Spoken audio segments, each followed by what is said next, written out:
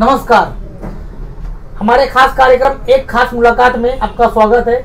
आज हमारे साथ में एक खास व्यक्ति हैं। वो वसई विरार में एक जानी मानी हस्ती है जिन्हें सभी लोग जानते हैं। सामाजिक स्तर पर उन्होंने काफी कुछ काम किया है। वो संस्था के अध्यक्ष भी हैं। हम उनसे आपको मुलाकात करवा रहे हैं और आज हम जो चर्चा करने वाले हैं, आज हम उनसे सामाजिक जो समस्याएं थी जिसको लेकर उन्होंने लगातार जो है आवाज उठाई है, उस पर हम आज चर्चा करने वाले हैं। उसके अलावा राजनीतिक आने वाला समय जो है चुनाव का है, महानगर पालिका का चुनाव होने वाला है, उसके ऊपर भी हम चर्चा करेंगे। हमारे साथ में है विनय तिवारी जी, सलाम वसई संस्था के अध्यक्ष। तिवारी जी, हमारे खास कार्यक्रम में आपका स्वागत है। नमस्कार। तिवारी जी, आप पहले ये बताइए कि सलाम वसई सेवा संस्था के द्वारा अब तक आपने कितने मुद्दों को उठाया है और उसके अलावा किन मुद्दों को लेकर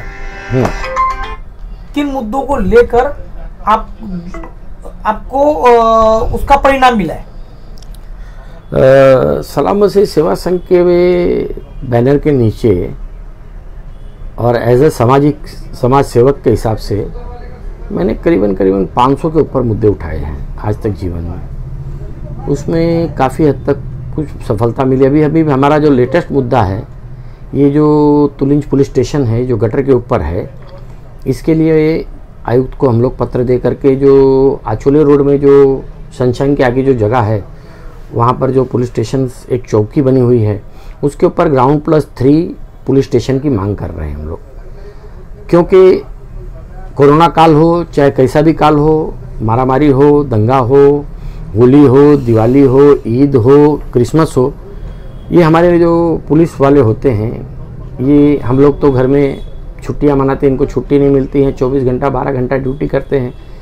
और इनके लिए एक अच्छी सुविधा वसई विरार महानगर पालिका आ चुका है। हमारे यहाँ भी कमिश्नरेट आ चुका है पुलिस स्टेशन का। लेकिन पुलिस स्टेशन की जो स्थिति है, तुलिंज पुलिस स्टेशन की, वेस्ट की पुलिस स्टेशन में तो काफ़ी जगह है, काफ़ी अच्छे गाड़ी पार्किंग वगैरह के लिए। यहाँ पर बहुत ही दिक्कत होती है। कंप्लेनेंट को तो दिक्कत होती है, साथ में कर्मचारियों को भी बहुत दिक्कत हो रही है। इसीलिए अच्छे साफ सुथरे और अत्याधुनिक पुलिस स्टेशन की मांग हम लोग आयुक्त से करने वाले हैं। वो जो जगह है मेरे दिमाग में है, उसका फोटोग्राफ्स वगैरह लेकर के एक शिष्टमंडल जैसे आप जैसे अच्छे पत्रकार भाइयों को लेकर के हम लोग कमिश्नर जी से मिलेंगे, सदानंद दाते जी से। और सदानंद दाते जी जहाँ तक हो सकता है, मुझे उम्मीद है कि वो मेरे लिए नहीं तो कम से कम अपने पुलिस भाइयों के लिए उस पुलिस स्टेशन की मंजूरी दे देंगे। तिवारी जी, आप ये बताइए कि आपने इससे पहले संस्था के द्वारा आपने फ्लाईओवर का भी मुद्दा उठाया था। फ्लाईओवर का मुद्दा उठाया था। उस मामले में अब तक जो है आपको कितनी सफलता मिली है और उसका आपने कितना पाठपुरावा किया? फ्लाईओवर का जो मुद्दा है वो जिस समय मैंने उठाया था, आपको झूठ नहीं बोलूँगा, इसके बाद कोरोना काल आ गया, उसके बाद मैंने पाठपुरावा नहीं कर पाया। अभी क्या हो गया है कि कोरोना काल में हर एक व्यक्ति का जनजीवन अस्त व्यस्त हो गए और पैसे की वजह से और काम धंधा नहीं, किसी को ट्रेनें बंद थी, लोगों के गांव में आना जाना, अफवाहों का बाजार गर्म था। तो उस जो 10 महीने जो भारत के हर एक नागरिक का बीता है, वो बड़ा ही दुखदायी बीता है, जिसमें हमको केंद्र सरकार और राज्य सरकार से किसी से मदद नहीं मिली।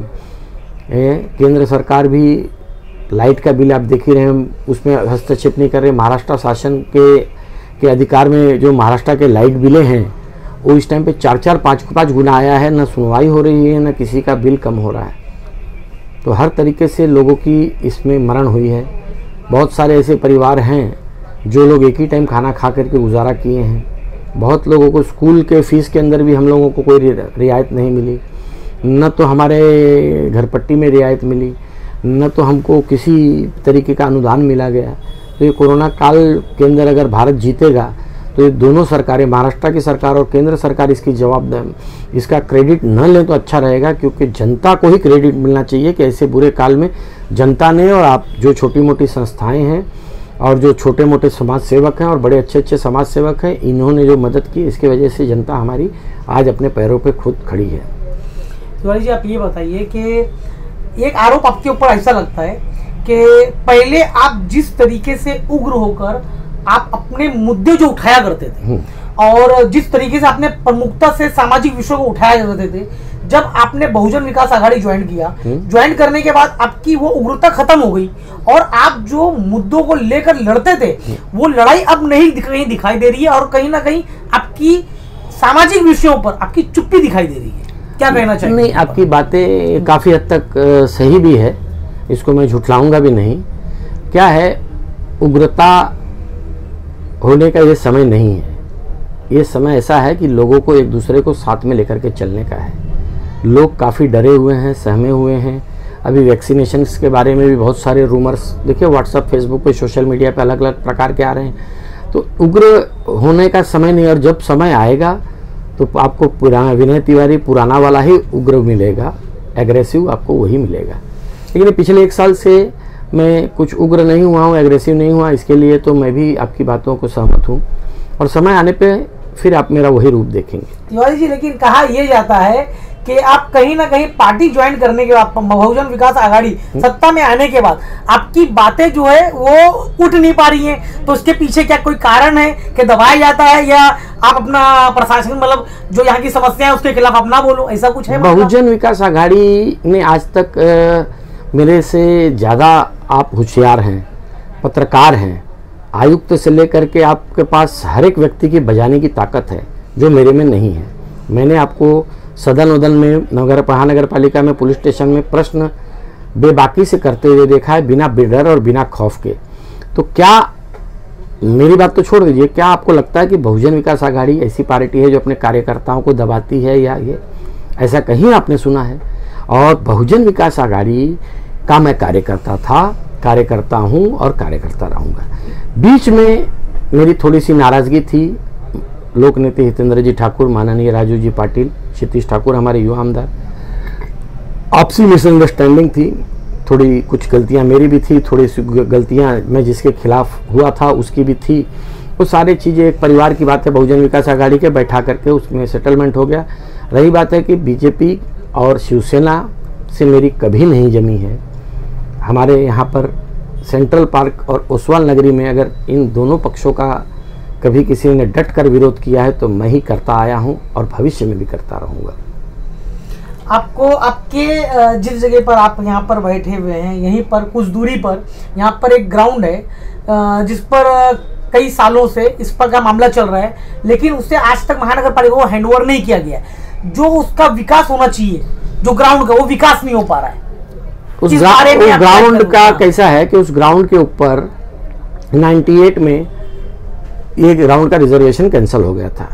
मैंने इसके ऊपर केस फाइल कर करके, मेरे पास फाइल भी पड़ी हुई है, उसके ऊपर केस फाइल करके सारे सोसाइटियों का सपोर्ट लेकर के उसके ऊपर भरत शाह जो डायमंड किंग है, वो राकेश चौधरी, मुकेश चौधरी, इनके खिलाफ मैं लड़ करके उस ग्राउंड को बनवाया। और आप मानेंगे नहीं कि उस ग्राउंड का भूमि पूजन भी मेरे हाथों ही हुआ। उस ग्राउंड में जो खर्चे हुए थे वो मानिक लैंड डेवलपमेंट कॉरपोरेशंस वाले ने ही किए थे। अब चूंकि मानिक लैंड डेवलपमेंट कॉरपोरेशंस वाले लोगों ने इस ग्राउंड का नहीं, पूरे सेंट्रल पार्क का राइट्स दे दिया है, एक अपने मित्र बिल्डर को ही दिया हुआ है, अपने अच्छे शुभचिंतक को दिया हुआ है। और जब तक कि उनको ये जो TDR वगैरह इनका जो मैटर है ये क्लियर नहीं हो जाता है, जब तक कोई रास्ते जो थे हमारे, ये सामने वाला रोड है 80-60 फुट, सामने वाला रोड है हमारा 90 फुट 90 फुट का है, प्लस ये जो गार्डन है और ये स्कूल है, हमारे सेंट्रल पार्क के 82 प्लॉट्स में आते हैं। इस 82 प्लॉट्स के अंदर इनका TDR जो भी है वो अगर उनको मिल जाएगा उस वक्त ये गार्डन को हैंडओवर कर दिया जाएगा। हालांकि हर चुनाव में ये गार्डन का मुद्दा उठा है, हमारे लोक नेता हितेंद्र जी ठाकुर तक ये बात गई है, क्षितिज ठाकुर जी तक भी बात गई है। लेकिन क्या होता है कि जब तक जिसके पास उस गार्डन का राइट्स है वो नगर पालिका को हैंडओवर न करे, तब तक नगर पालिका, हम लोग प्रशासन से तब तक उस पर दबाव नहीं डाल सकते। लेकिन कहा यह गया था कि अगर कोई भी सोसाइटी या वहाँ के रहवासी या अगर वो कोई अगर उनको अगर एप्लीकेशन देते हैं या अगर उनको अपना NOC देते हैं तो उसके बाद फिर महानगर पालिका डेवलप कर सकती है, लेकिन ऐसा कुछ भी नहीं हुआ है। नहीं, महानगर पालिका को हैंडओवर ही नहीं हुआ है अभी तक। अभी तक वो प्राइवेट प्रॉपर्टी ही है, अभी तक वो प्राइवेट प्रॉपर्टी ही है।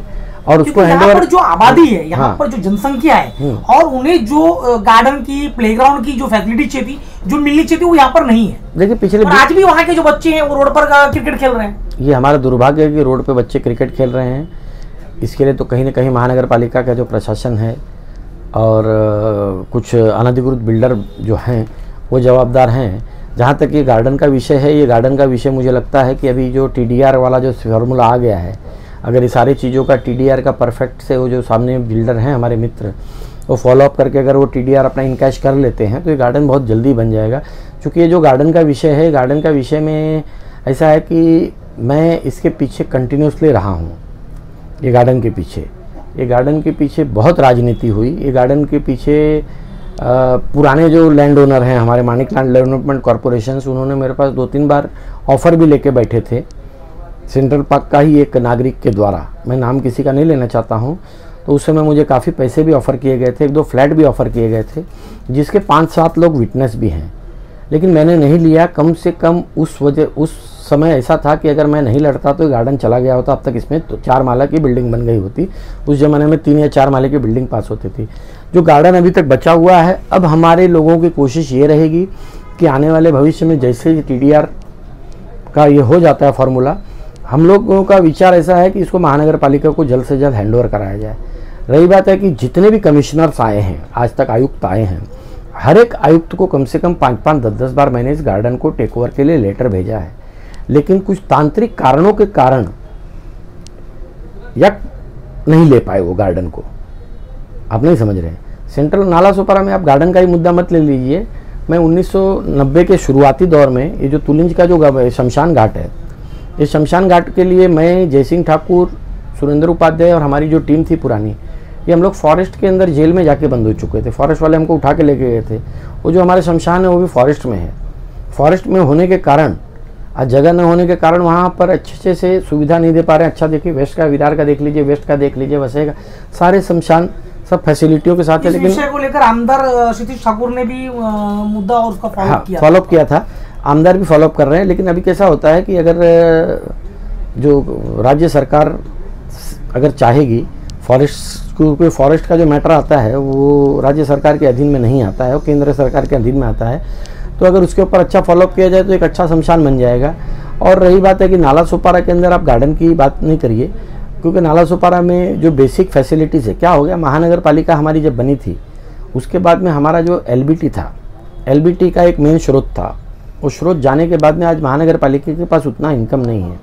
और चूँकि केंद्र और राज्य सरकार से जो फंडे आने चाहिए थी, लास्ट एक अच्छा खासा फंड लगभग 4,500 करोड़ का बलिराम यादव जी के कार्यकाल में उन्होंने लाया।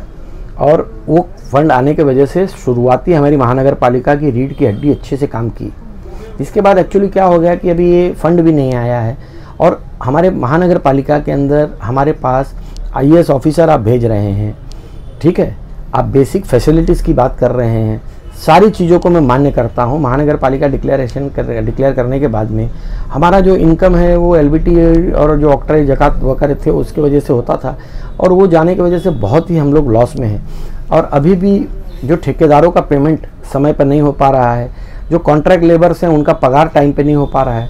तो क्या होता है कि जो आर्थिक मदद जो केंद्र और राज्य सरकारों से मिलनी चाहिए वो नहीं मिल पा रही है इस टाइम पे। लेकिन अगर आप ये जो बात कर रहे हैं तिवारी जी, आज अगर प्रशासन की बात करें तो वहाँ पर जो कर्मचारी काम कर रहे हैं उन्हें 3-3 महीनों से पगार नहीं मिलती।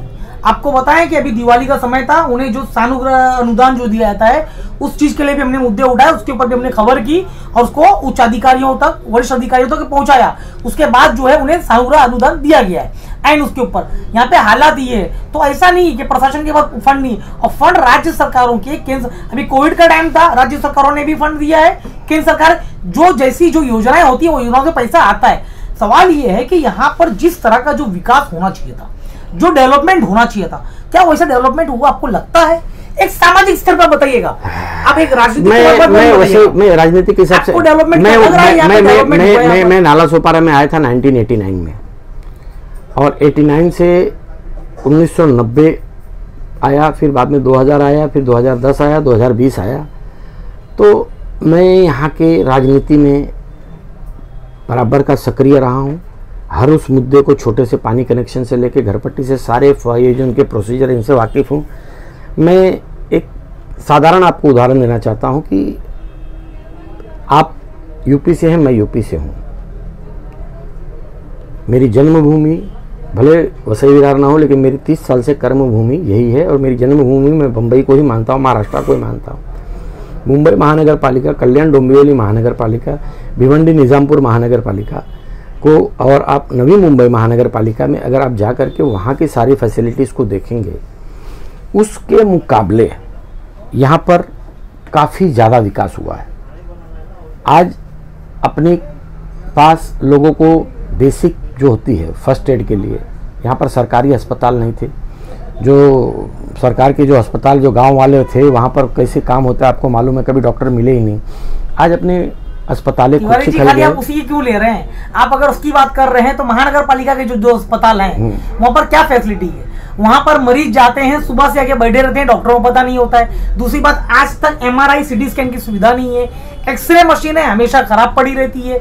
डॉक्टर का जो समय होता है वो समय पे आते नहीं है। जो डॉक्टर आते भी हैं, जो पेशेंट सुबह से आके बैठे हुए हैं, उन्हें दोपहर में डॉक्टर आते हैं, दोपहर में चेकअप करते हैं, उसके बाद जो दवाइयां लिखते हैं, एक गरीब आदमी जो महानगर पालिका हॉस्पिटल में जाता है, वो वहां पर जाता है, तो वहां पर जब डॉक्टर आते हैं तो डॉक्टर अपना जो उन्हें दवाइयां लिखे देते हैं, वो दवाइयां अधिकतर जो है बाहर की दवाइयां होती हैं। आपकी बात 700-800 रुपए की दवाइयां होती है। आपकी बातों को मैं नकारूंगा नहीं। आप बताइए, 100 बेड के हॉस्पिटल की आज मांग कई सालों से हो रही है, आज तक 100 बेड का हॉस्पिटल नहीं बन पाया है। बताइए, विकास किसे विकास आपको? जो बेसिक सुविधाएं, देखिए क्या होता है, अगर आप जो स्थानिक पार्टी है हमारी बहुजन विकास आघाड़ी, इसके विरोध वाला चश्मा निकाल करके और आप एक सेकुलर चश्मा जिसमें आप न्याय आपको जो दिखता है वो वाला चश्मा पहनेंगे, जिसमें आपको सब पारदर्शी दिखे, तब आपको बहुजन विकास आघाड़ी का विकास दिखेगा। अगर आप बहुजन विकास आघाड़ी की एक्सरे वाला गॉगल पहन के बहुजन विकास आघाड़ी और यहाँ के स्थानिक इसके का नेगेटिविटी और इनके कमियां निकालने जाएंगे, मेरी बात नहीं समझिए, तो वो चश्मे का नहीं, मेरी बात सुनिए। आज ये रास्ते कैसे जिस चीज आपको बताया, ये अस्पताल नागिनदास में जो हॉस्पिटल बना हुआ है, बलिराम जादव थे, और उसका कंटिन्यू हमने भी लगातार कई पत्रकार, आप जानते हैं कि यहाँ पर कई यहाँ के सामाजिक विषयों को लेकर पत्रकार कई विषय हमेशा लिखते रहते हैं, उठाते रहते हैं। आप उठाते हैं ज्यादा, कई लोग उठाते हैं, खाली हमारी बात नहीं है। विनय जी आपको बताएं कि यही नागिनदास हॉस्पिटल के लिए, महानगर पालिका हॉस्पिटल के लिए जो सुविधाएं होनी चाहिए थी, जो मांग थी, वो चीज नहीं हो पाई। वो आज भी वही हालात है। आज भी तिवारी जी आपके पास भी लोग आते होंगे, आज भी मरीजों को मुंबई रेफर किया जाता है, तो क्या सुविधा दी जा रही है? नहीं, मुंबई का जो KEM हॉस्पिटल जो है, मुंबई का जो KEM हॉस्पिटल है वो एशिया में 1 नंबर पे हॉस्पिटल है। एक बात बता देता हूँ, तो मुंबई का जो KEM हॉस्पिटल है वो एशिया के अंदर, मुंबई के अंदर हमारे यूपी से, आपके जलगांव से, नागपुर से, कोल्हापुर से, सोलापुर से, कोकण से, मालवन से, और आप महाराष्ट्र के गाँव खेड़े से लोग आके इलाज कराते हैं। अगर KEM हॉस्पिटल जो है, जिस तरीके से इंडिया में एक ही ताजमहल है, कुतुब मीनार एक ही है, 4 मीनार एक ही है, वैसे ही महाराष्ट्र के अंदर नहीं, हिंदुस्तान के अंदर KEM अपने आप में एक अलग अस्पताल है।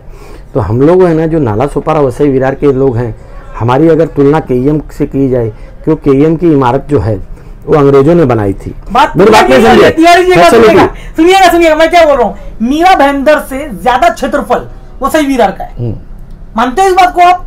ठीक है उसमें वसई विरार का क्षेत्रफल है, यहाँ पे जमीनें हैं, यहाँ पे रिजर्वेशन है, सब कुछ है। यहाँ पर भी मेडिकल कॉलेज बन सकता है ना, यहाँ पे भी उस तरीके का अस्पताल बन सकता है ना। फंड की बात आती है तो राज्य सरकार, और जब उसका अगर प्रस्ताव दिया जाएगा, उसके ऊपर अगर लगातार वो किया जाएगा, तभी तो बनेगा। तो मांगी नहीं की गई, आज तक 100 बेड का हॉस्पिटल नहीं बन पाया। अभी खासदार और मंत्री आए थे, उन्होंने उद्घाटन किया है, जो वसई का हॉस्पिटल उसी को जो है अपना क्या उसके पीछे जो है उसको विस्तार करके उसको बनाया जा रहा है। देखो खासदार और मंत्री, तो एक चीज कहना ये है, ये बात नहीं, और हम विकास से इनकार भी नहीं कर रहे, हम उसके ऊपर वो भी नहीं कर रहे। हमारा कहने मतलब कि जो आज जिस तरीके का विकास होना चाहिए, जो चीजें यहाँ पे बेसिक जो सुविधाएं होनी चाहिए, वो क्या आप मानते हो? तिवारी जी, सामाजिक स्तर पर बात करिए आप, अब अपना एक पॉलिटिकल बात ना करिए। देखिए, जहाँ पर कुछ नहीं था, हमारे पास नगर पालिका थी, पहले नगर परिषद थी, फिर नगर परिषद पालिका बनी, नगर पालिका परिषद बनी, फिर महानगर पालिका आई। महानगर पालिका आने के बाद में गांव के मुद्दे, नहीं समझ रहे हो? ये विरोधियों ने कौन सा काम किया? आप हमारे पर आप आरोप लगाते हो, विरोधी पक्ष नेता बने, इन लोगों ने आज तक इसका कट के विरोध क्यों नहीं किया? मैं सीधा आरोप लगाता हूं, आप हमारे पर जो आरोप लगा रहे हो, मैं इसके लिए सीधा आरोप लगाता हूं, जहां पर विरोधी पक्ष नेता मैं बात आपको सच्चाई है, और ये इस चीज से इनकार नहीं किया विरोधी पक्ष ने विरोधी पक्ष तिवारी जी जो काम हुआ है उससे भी इनकार नहीं किया जा रहा है, ये भी नहीं कहा जा रहा कि पूरा काम नहीं हुआ है, काम नहीं हुआ, लेकिन ये आज भी जो बुनियादी जरूरतें हैं, क्या आपको, मैं वही चीज मैं बार बार कह रहा हूं, आप एक जो चश्मा की आप बात कर रहे हैं, अब राजनीतिक चश्मा उतारिए। आप पहले जिस तरीके से तिवारी जो उग्र थे, जिस तरीके से आप प्रमुखता से मुद्दे उठाते थे, वैसे आप बताइए कि आज जो बुनियादी जो जरूरतें थी, क्या वो आज मिल रही हैं? मिली हैं वो सही वीरर को? मिली है, बिल्कुल मिली है। बताइए एक मेरे को बात बताइए आप उसमें, अगर हम अस्पताल की अगर बात करें, एक आपको बात बता देता हूं कि आपका कोई रिश्तेदार, आपका कोई भाई, कोई मित्र KEM या नायर में एडमिट हुआ है? कभी हुआ है? हुआ है।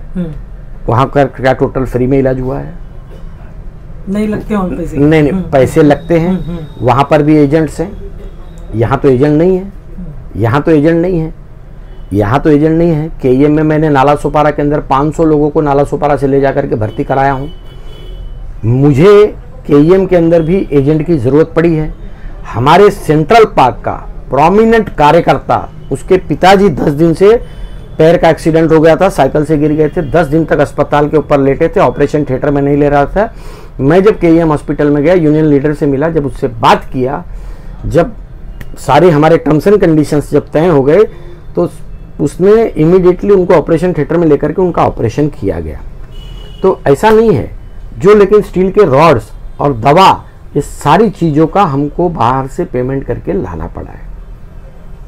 लेकिन वहाँ पर आदमी खुश क्यों रहता है KEM से, कि अगर बाहर के डॉक्टरों ने अगर 2 लाख रुपए का कोटेशन दिया है, तो वहाँ 60-70 हज़ार रुपये में काम हो जाता है।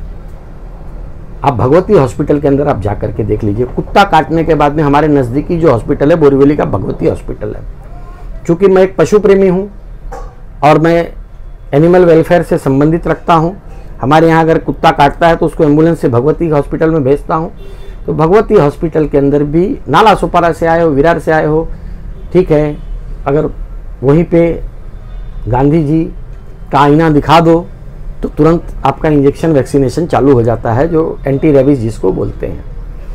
KEM हॉस्पिटल में देख लीजिए, चाहे नायर हॉस्पिटल में देख लीजिए, आप कल्याण डोंबिवली में, क्या आप वसई विरार से बड़ा हॉस्पिटल है उनके पास?